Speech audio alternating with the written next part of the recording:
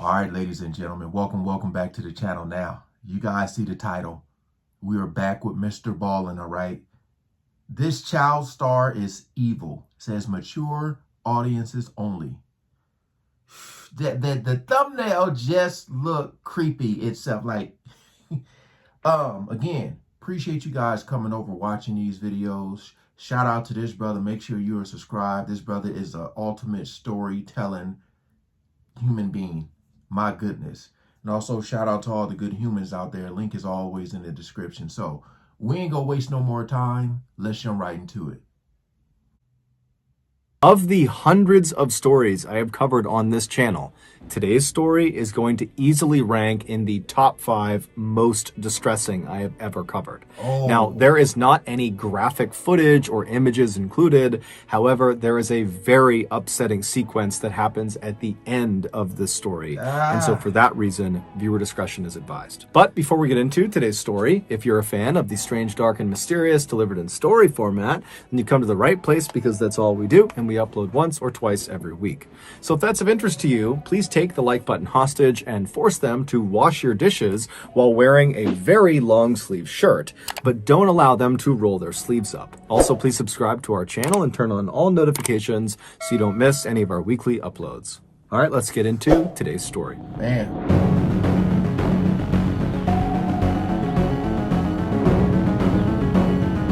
Here we go.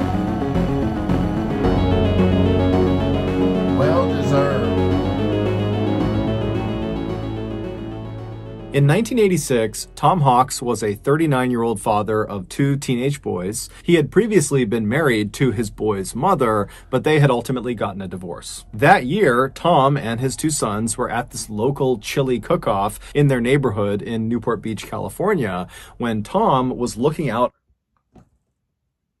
I'm always in Newport Beach. That just gave me the chills. You know, when you hear something and you've been there, it feels close to home. Oh my goodness. Across the sea of people, and he sees this stunningly beautiful woman he's never seen before, and he just finds himself staring at her. And he stares at her so long that this woman, she ends up noticing, and she looks up and kind of smiles and blushes and looks away, and Tom immediately is totally embarrassed because he just got caught staring at her. And so he decides, you know what, I gotta go over there and introduce myself. And so Tom, who's this totally ruggedly handsome, muscular guy with this incredible mustache, he strides across the lawn and he walks up to this woman and he introduces himself, and she is all smiles, and she says her name is Jackie and she's 29 years old and she's single. And from that point onward, those two completely hit it off. They fell madly in love, and just a few years later in 1989 they got married in front of 150 of their closest friends and family. And then after the wedding, Jackie moved in with Tom and his 2 boys. And even though the boys' mother was still alive, they began calling Jackie Mom, because Jackie not only lived with them, but also because she was so devoted to them, and she just was such a loving and kind person that it just made sense to do that. Also, Jackie, when she was 22 years old, she had gotten into this horrific motorcycle accident, and the internal damage that accident had done to her had left her unable to have kids of her own, something she'd always wanted to do. And so when she had the opportunity to be these boys' mother, she really leaned into it. And so she was like this fabulous mother. So over the years, Tom and Jackie raised their 2 sons, and then in 2002, when the boys were all grown up, they left the house. Now, this was a sad moment for Tom and Jackie to suddenly be empty nesters. I mean, so much of their identity was wrapped up in being parents, and they were very close with their sons.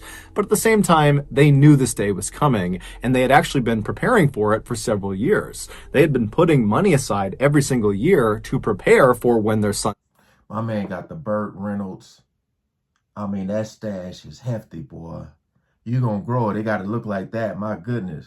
But at the same time, they knew this day was coming, and they had actually been preparing for it for several years. They had been putting money aside every single year to prepare for when their sons left, because they wanted to time it so they could retire at the same time. And their idea of retirement was to go buy a yacht and just live on the yacht and sail up and down the California and Mexican coastline. Now, neither Jackie nor Tom were wealthy at all. However, they were very good good at saving money, and they were very disciplined, and they could live frugally. And so over the past couple of years, they really had saved virtually every penny so they could afford to buy this yacht. And so finally in 2002, when their sons do actually leave, Tom and Jackie, they sell their house in Newport Beach, California. And between the proceeds from the sale of their house and all this money they had set aside, they had enough to purchase this kind of beat up old small yacht. And so this yacht they named the Well-Deserved. Even though this yacht was by no means a glamorous yacht like you think of when you hear that word, Tom and Jackie adored this boat. And so as soon as it was theirs and they had docked it in Newport, they moved all of their belongings onto this boat because they're going to live on this boat. And then they began meticulously cleaning it and organizing it and upgrading it everywhere they could within their limited budget. And by the summer of that year, this boat was beautiful, both on the outside and the inside. It was very cozy and very clearly had the touch of Tom and Jackie. It was a home. And so for the next 2 years, Tom and Jackie, they lived the dream. They took that yacht and just sailed up and down the coast of California and Mexico, and they would watch these beautiful sunsets, and they would catch fresh fish, and they would drink cocktails together. I mean, they were really enjoying their retirement. Right. Then, in 2004, they got some unexpected news. One of their sons told them that he was now expecting to be a father. And so this baby was going to be the first grandchild of Tom and Jackie, and they were so excited. Yeah, especially Jackie, because remember, she wasn't able to have kids of her own, and she just loved the idea of getting to be motherly again, and the idea of getting to hold this precious little baby. And so even though Tom and Jackie were absolutely loving living out on this yacht, they decided that the time was right to actually sell the yacht and then take the proceeds from the sale of the yacht and buy a house on land to be closer to their son and this grandbaby. So in November of that year, the Hawks place an ad in this fishing magazine for the sale of their yacht. They were asking for about $500,000. And very quickly after this ad went live, this young couple who had saved up some cash, they offered to buy it. Tom and Jackie were totally thrilled, and they called their two sons to tell them the good news that they had this buyer and that in the next couple of days the sale would be finalized and then they would be in touch. And so the sons, they're expecting to get a phone call from Tom and Jackie any day, but a couple of days goes by and they haven't heard from them. And so the sons begin calling their parents, and their parents aren't picking up their phone. Tom and Jackie were not the type to go any. Whenever you hear that doom, you know something's coming. You know it in his stories, man. How everything just starts to shift. Day, but a couple of days goes by and they haven't heard from them. And so the sons begin calling their parents, and their parents aren't picking up their phone. Now, Tom and Jackie were not the type to go any amount of time without being in touch with their family. And so this was very uncharacteristic. And so when Tom's brother, Jim, who was a retired police chief, when he heard about this sudden silence, he just got in his car and drove to Newport Beach, California to see if maybe they had not finalized the sale of the yacht and maybe the couple was still on the yacht and he could go check in with them and make sure everything was okay. And so Jim, along with a friend of his, they arrive in Newport Beach, they make their way to the dock where the yacht was being held, and they go down to the floating section of the dock and they walk right up alongside the Well-Deserved. And just from where they're standing, it does not seem like anyone is on the yacht. However, as they're standing there just kind of looking at this yacht right in front of them, Jim notices a couple of oddities. He sees there are lines hanging over the side of the boat that should have been stowed. And Tom was known for being incredibly meticulous and orderly. I mean, that yacht was spick and span always. And so he would not have left these lines draped over the edge of the boat unless he was on board, and he wasn't. And so Jim's also looking around and he sees there are a couple of tarps that go over some of the control panels that had been taken off, but then not put back on the control panels. And so again, that's not something Tom or Jackie would have done. And then there's also some dirty towels kind of hanging out of one of the portholes. And so overall, the impression Jim and this friend got was, I guess they must have finalized the sale of this yacht, because clearly the new owners of this boat, they're the ones that are in possession of it, and they're the reason it's sloppy. sloppy because Tom and Jackie, they never would leave the boat in this condition. And so Jim pulls out his own business card and he writes a note on it that he's looking to speak with the new owners of this boat because his brother and his brother's wife had sold this boat to them, but now they're missing. And so please give me a call back. And so Jim and his friend, they leave the boat, they leave the dock, and they begin to leave the area when Jim's cell phone rings. And he picks it up, and it's this 21-year-old woman named Jennifer De Leon. And so she tells Jim that she got his business card on her yacht, and that yes, she and her husband had recently purchased this yacht from the Hawks. But like Jim, they were having a hard time getting in touch with the Hawks as well, because after acquiring their boat, Jennifer said she and her husband realized there were a couple of controls on the boat that they didn't know how to use. And so they needed to talk to Tom and Jackie to explain how to use them. Also, Jennifer said she had found some personal belongings that belonged to Tom and Jackie that were stuffed in a couple of drawers that just got left behind. And so she wanted to return that property to them as well. But she's telling Jim, I'm trying to get in touch with them and I can't get in touch with them. And so Jim asked Jennifer, when was the last time you or your husband saw Tom or Jackie? And she would say, the last time we saw them was when we actually finalized the sale of the boat, when we literally gave them the money and we watched them take the money, hop in their car and drive away. Jim asked her if she had any idea where they might have been going. And Jennifer said, we really didn't have that many personal conversations with Tom or Jackie. It was mostly just business stuff. But in the limited personal interactions we did have, Tom would always talk about how he and Jackie planned on buying a house in Mexico in this town that bordered Arizona, because apparently they have a son that lives in Arizona and he's about to have a baby, and they were talking about how they wanted to be very close. Jim thanked Jennifer and asked her, if you hear from Tom or Jackie, please let me know. And then Jennifer says to Jim, same thing to you. If you hear from them, please let me know because I need to talk to them too.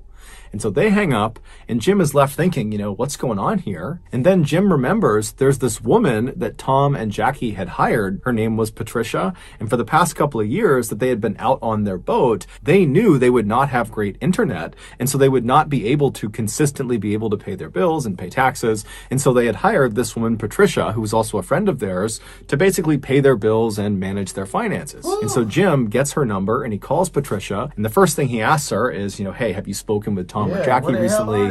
And she says, no, I haven't. And so Jim explains the situation and then asks Patricia, has Tom or Jackie recently made a large deposit into any of their accounts? Because just a couple of days ago, they would have received nearly $500,000.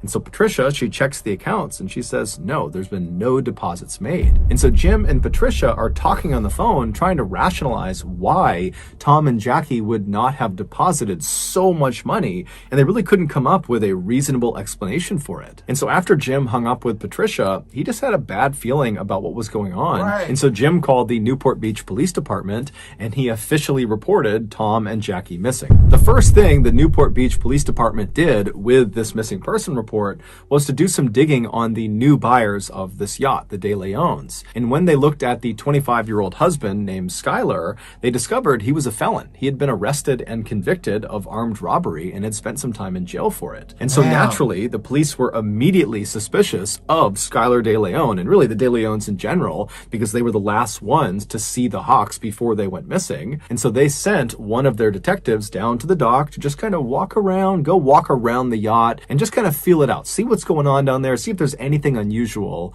And so this detective goes down to the dock, they walk onto the floating section of the dock, and they walk right up alongside the well-deserved. And from the looks of it, it doesn't appear that anybody's on board. And as this detective is kind of looking in the window and just kind of looking around, they think they see what looks like a bloody handprint inside the boat. No. And so that would end up being enough to get a search warrant. And before long that day, there were police swarming this boat, looking all over it. But it would turn out that was not a bloody handprint. It was actually just some rust.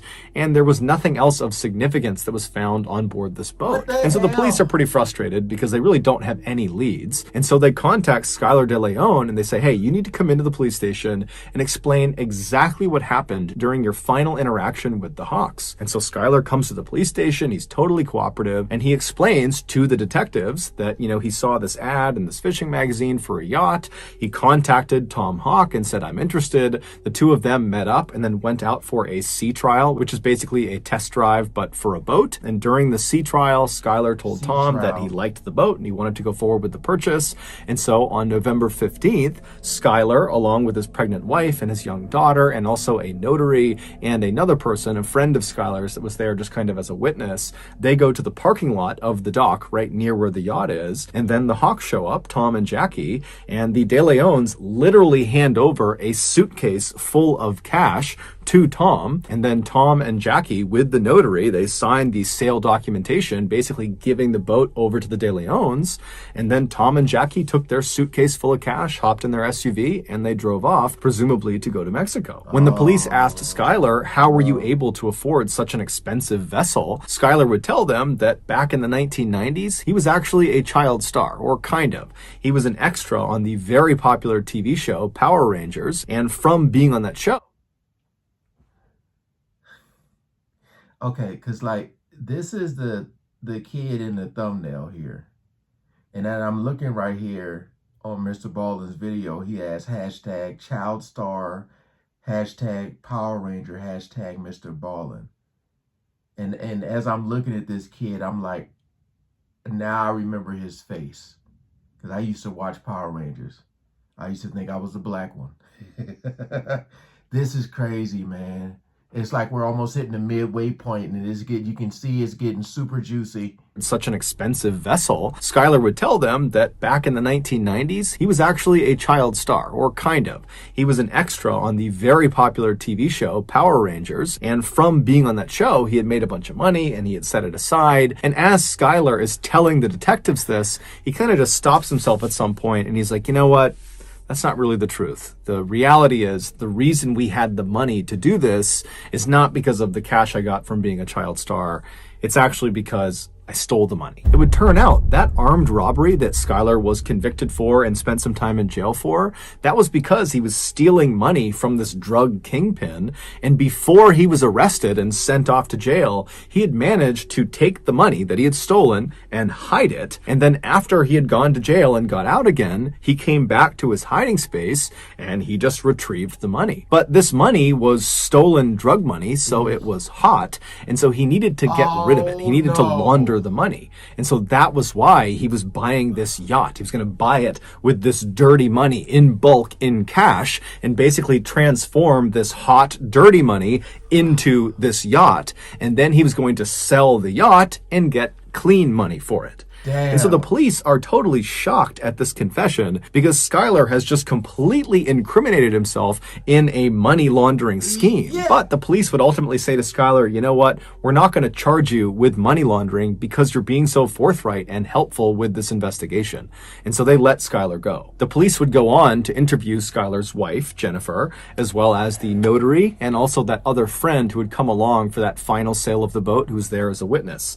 And so the police interview all three of those people and they asked them, what was your final interaction with Tom and Jackie like? And they all described the same situation of seeing Tom and Jackie taking the suitcase full of cash and then signing the paperwork, hopping in their car and driving off. The only detail that seemed to differ amongst these four people who were there was the way Tom and Jackie were acting. Skylar made it seem like Tom was kind of anxious and paranoid about having all this money, whereas the notary said, Tom and Jackie seemed completely normal to me. After all the interviews with these people who had seen Tom and Jackie last, the police felt like they had kind of reached a dead end and just didn't know what to do next. And so they went to the media and asked them to put out a bulletin that had a picture of Tom and Jackie, as well as a picture of their vehicle, and it asked people to come forward if they had seen them. And sure enough, within a couple of days of this bulletin going out on TV, this older couple in Mexico called the police to say the Hawks SUV is right across the street from me right now. It's parked right on the road. And so naturally, the Mexican authorities, as well as American authorities,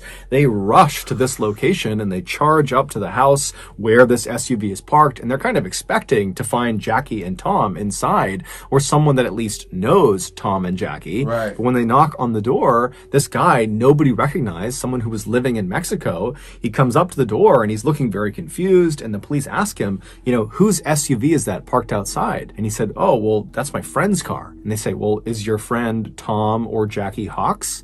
And the guy's like, no, who's that? The car belongs to Skylar De Leon. This was, of course, the moment when the police realized Skylar was lying to them. He had told police the last time he had seen Jackie and Tom, they had hopped in their SUV and they had driven off. But clearly that was not the last time, because he somehow managed to acquire their car afterwards, and then he gave it to this random person in Mexico. So the police in Newport Beach, they used Skylar's money laundering confession on camera to bring him in. They arrested him on money laundering, and then with him in custody, they searched his home. And inside of his and Jennifer's house, they found all these things that belonged to the Hawks. Things like laptops and video cameras, things Tom and Jackie would not have left behind on the boat. But despite all this evidence connecting Skylar De Leon to the Hawks' disappearance, he maintained his innocence and said this was just a big misunderstanding. And then while he was in custody getting grilled by police, his wife, Jennifer, was also saying the same thing, that Skylar didn't do anything. She was even going on talk shows and talking about how this is just one big misunderstanding and Skylar had nothing to... Did you guys ever hear about this story? I had never heard about this with the Power Ranger kid. I had never heard about this, man.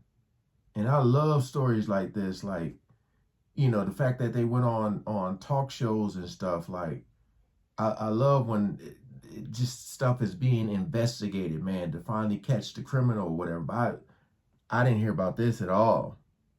His wife, Jennifer, was also saying the same thing, that Skylar didn't do anything. She was even going on talk shows and talking about how this is just one big misunderstanding and Skylar had nothing to do with the Hawks' disappearance, that they are just as concerned about Tom and Jackie as everybody else is. But the police were not buying it. They knew Skylar knew something that he wasn't telling them, obviously. However, they weren't really getting anywhere interviewing Skylar. He was just kind of saying, look, I had nothing to do with it. And so the police decide, let's go back and re-interview the notary and also that other friend who was there as a witness on that day that the final sale of the boat took place. And so they call the notary back into the police department, and the notary is this woman named Kathleen Harris, who's never gotten in trouble in her life, and she's been a very successful notary for a long time. And so she sits down and they ask her again to describe her final interactions with Tom and Jackie. And once again, she says, yep, they came over, they signed the paperwork, they took their cash, they got in their SUV, and they drove off. But under follow-on, very intensive questioning by the police, Kathleen would finally break. And she would say, actually, I've never met Tom and Jackie in my entire life. I was paid up front in cash by Skylar De Leon to backdate those sale documents that had already been signed. I have no idea what happened to Tom and Jackie. Next, the police went out and got that friend who was also there at the time of the final sale, that witness. His name was Alonzo Mason. And so they bring him in and they ask him, you know, what was your final interaction like with Tom and Jackie? And at first he stuck to the story that, you know, they got the cash, they hopped in the SUV, they drove off, that's all it was. And the police stop him and they're like, we just spoke to the notary and she said she was lying. She wasn't even there. She had backdated those documents. So we know you're lying.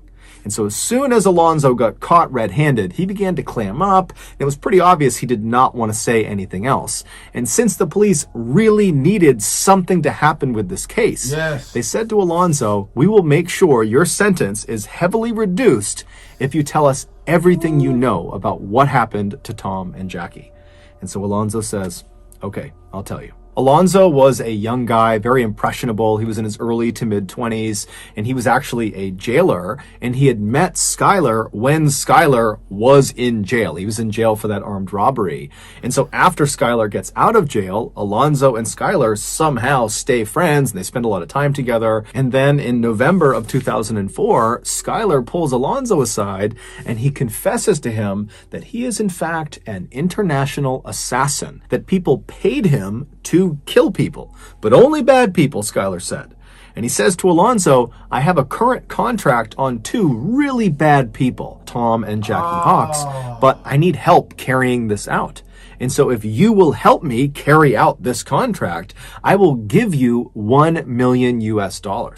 And so Alonzo's like, man, Okay, yeah, I'll help you. And so on November 15th, Skylar, Alonzo, and a third man that Skylar had recruited to be a part of this job. He was this big, muscular, intimidating looking guy who was actually a longtime Southern California gang member. His name was John Kennedy. Those three, they show up at the parking lot. I'm all looking to see if it's familiar, you know, growing up in LA, man. This is crazy, bro. This is crazy. Like the extent people go to this. Well, let me not talk too soon. Let me let everything come out. Muscular, intimidating looking guy who was actually a longtime Southern California gang member. His name was John Kennedy. Those three, they show up at the parking lot of the dock not to finalize the sale of this yacht. They weren't even close to finalizing the sale. They were there to meet up with Tom and Jackie to do a sea trial, a test drive. But when Tom and Jackie arrive, Tom, who was a longtime probation officer and so was very used to being around felons and convicts, he immediately sized these three up and thought, bad news. And so when the two parties met each other in the parking lot, Skylar started to notice that Tom was definitely apprehensive about getting on a boat with them. In fact, Tom was talking about potentially rescheduling and that, you know, today's not a good day. And Skylar's seeing, you know, okay, they're clearly uneasy about getting on the boat with us. And so Skylar says, hey, Tom, Jackie, hold on a minute. I'm going to step aside and make a phone call. And so Skylar steps aside and he calls his wife, Jennifer, and she was not far away. And so just a couple of minutes later, Jennifer pulls into the parking lot carrying her little 1-year-old baby girl. And as soon as she walks over to this group, the dynamic completely changes. Jackie sees this baby and she immediately falls in love with it and she wants to hold the baby and she loves Jennifer. Jennifer is so sweet. And so Jackie seems very much at ease and Tom notices that. And so Tom begins to loosen up, and before long, Tom is saying to Skylar, you know what, guys? Today's fine. Let's do the sea trial. And so the group eventually begins to make their way onto the yacht, the well-deserved, to do the sea trial. And right as they're about to get on, Jennifer says, hey guys, I can't go on the sea trial. The baby's upset. I gotta go home. I'll see you guys when you get back. And at this point, Tom and Jackie, they've already committed to doing the sea trial. And so even if they were a little bit apprehensive going on this boat with just these three guys, they put their faith in the De Leons that this was on the up and up. So the two Hawks, along with these three men, they get on board the boat and they begin heading out towards open water. And so Tom was piloting the boat. And at some point when they were very far away from the dock and really any land in any direction, Skylar and John come up to Tom and they say, hey, we want to show you something down in the lower levels of the ship. And so Tom goes with them. They go downstairs into the bedroom. And while they're down there, Alonzo and Jackie were in the kitchen, which is right above the bedroom. And as they're standing there, Alonzo and Jackie suddenly hear this very loud commotion coming from the bedroom. Now, Alonzo knew what that was. It was Skylar and John attacking Tom. And so that was his cue. Alonzo leapt forward and he grabbed onto Jackie. And before Jackie could even figure out what was going on, he had thrown her to the ground, pulled her hands behind her back, and then he pulled out handcuffs that he had and he handcuffed her hands together. Sounds like Jackie's here, Alonzo's here, and then that's where Thomas Hawks, Skylar, and JFK are on the bottom.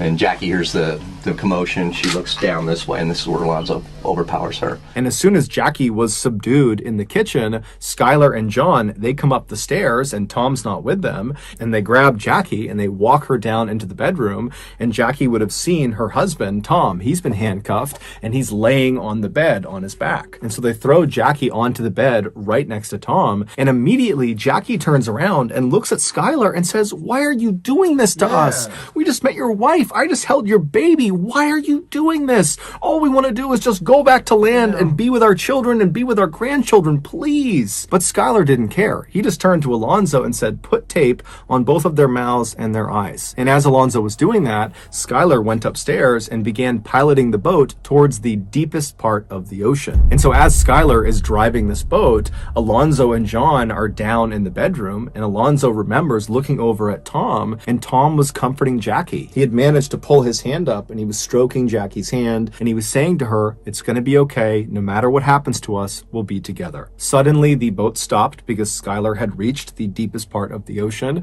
and he called down to John and Alonzo to bring Jackie and Tom up onto the deck. And so Alonzo and John do just that. They march Tom and Jackie up the steps. They bring them out to the deck of the ship, and then Skylar forces them to sign the sale documentation for the boat, as well as had them sign additional paperwork that gave Skylar access to their bank accounts. And while they were signing these documents, Jackie actually misspelled her last name on one of the signature blocks. She left the S off of her last name. That's not something she would have done by accident. It's pretty clear she did that on purpose to signal to the future that she signed this under duress. After all these documents were signed, the three men led their two captives to the back of the boat. And then once they were standing at the back of the boat, Skylar tells Alonzo, in earshot of Jackie and Tom, to, hey, go to the front of the boat and get the anchor. And so Tom and Jackie, they know that whatever's going to happen to them next, it's not good. And so Jackie begins pleading with them to let them live, let them go back to land, let them see their grandchild.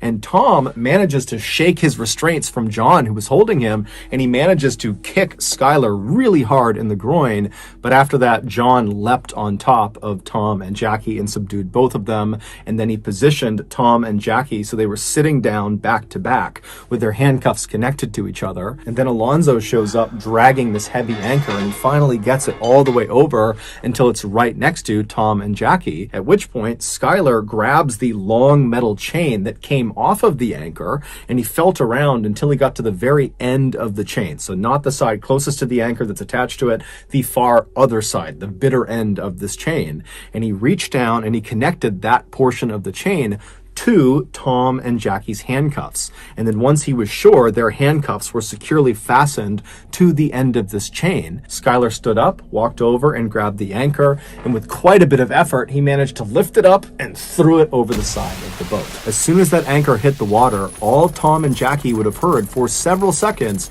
would be the sound of all of that loose chain that they were connected to being rapidly pulled off the boat and being sucked down into the water. And so that chain was going up and over this wooden railing, and so all they would have heard is just chain links grinding over the railing until finally the anchor pulled the chain tight, at which point it yanked Tom and Jackie towards the side of the boat. Alonzo would say when this happened, Jackie's head struck the inside of the side of the boat so hard it made this very loud, audible cracking sound. And then Skylar, Alonzo, and John just stood there as Tom and Jackie desperately tried to fight against the weight of this anchor that was trying to pull them off of the boat. Tom was trying to hold on to anything he could to try to hold his wife in place, but eventually the weight of this anchor combined with the movement of the boat was just too much. And so Tom and Jackie were very slowly pulled up and over and off the boat into the water. When they hit the water, they would have been fully alive, fully conscious, as they began their rapid descent to the bottom of the ocean, 3,500 feet below. Alonzo would tell police as soon as Tom and Jackie disappeared below the surface, Skylar let out a woohoo and ran over to the edge of the boat and looked into the water like a giddy child. And he was staring at where they had disappeared, and he was just grinning and laughing. And then finally, it's like you see that in movies, man. You see that all the time with criminals in movies, man. This damn Power Ranger dude.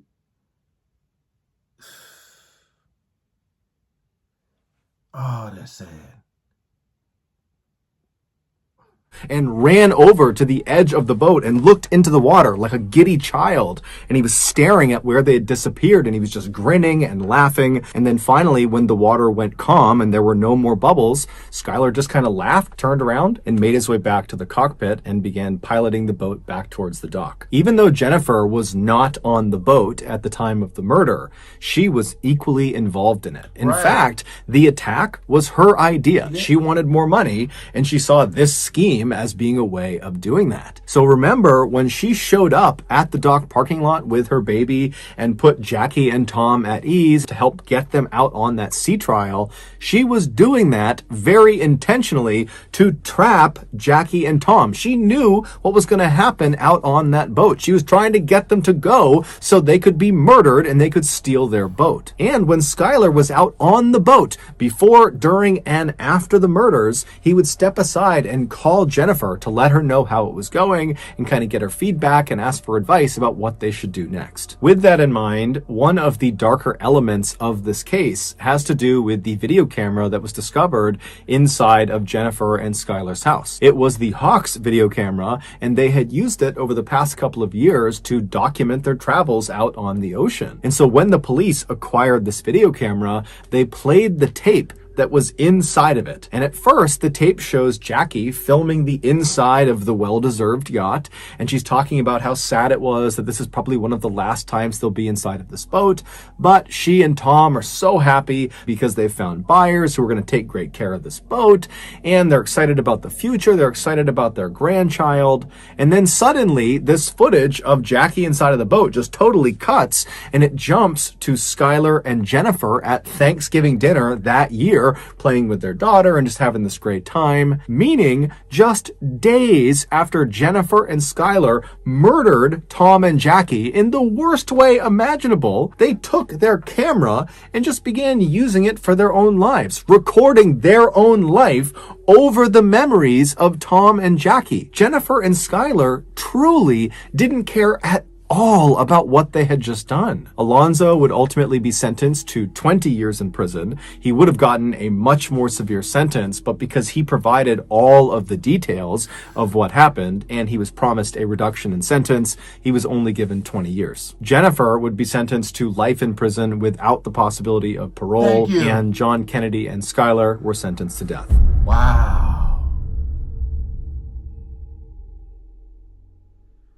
So that's going to do it, guys. You know, it always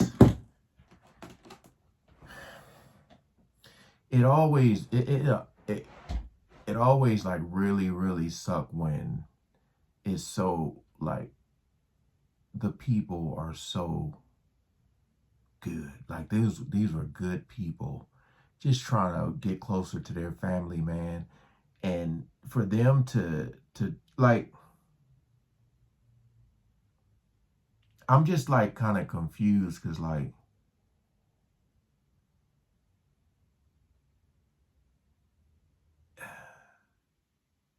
he's gonna sell the boat, like, and then I don't know, man.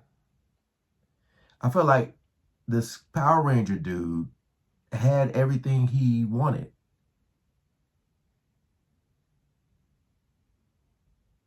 Like, oh man, that was horrible. That was horrible, man. Just from a standpoint of the fact that she used the baby to comfort them, and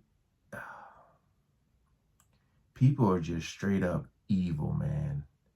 And I mean, I'm glad they all got what they got. It was well deserved, no pun intended. You know, I like the whole life without parole. Damn,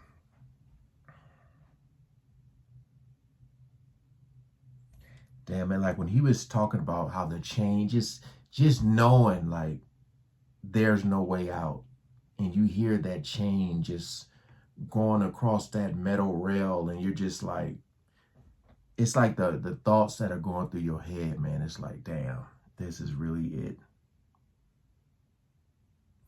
Shout out to Mr. Ballin. Shout out to you guys for watching. If you stayed for the whole video, man, you guys are greatly appreciated. Don't forget to like and subscribe to his channel, because this brother is incredible, man. Damn. All right, peace out.